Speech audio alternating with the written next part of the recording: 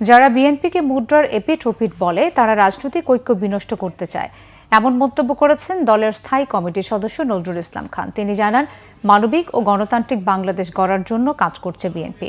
ময়মনসিংহ দক্ষিণ জেলা বিএনপির নেতাকর্মীদের সাথে নিয়ে শহীদ রাষ্ট্রপতি জিয়াউর রহমানের মাজার জিয়ারতে যান বিএনপির স্থায়ী কমিটির সদস্য নজরুল ইসলাম খান।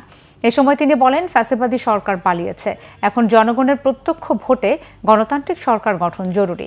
বিএনপি করে অনাচার দুর্নীতির সুযোগ নেই বলেও মন্তব্য করেন তিনি। বলেন, কোনো নেতাকর্মী অন্যায় জড়িত প্রমাণ হলে তার বিরুদ্ধে ব্যবস্থা নেওয়া হচ্ছে।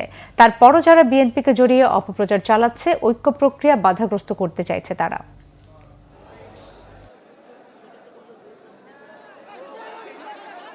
দেখুন, প্রত্যেকটা রাজনৈতিক দলের নিজস্ব মতামত থাকতেই পারে।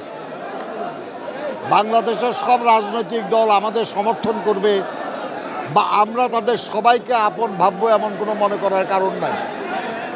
যারা এই কথা বলেছে তারা স্পষ্টতই ঐক্যের যে প্রক্রিয়া, সেই প্রক্রিয়াকে বাধাগ্রস্ত করার চেষ্টা করছে।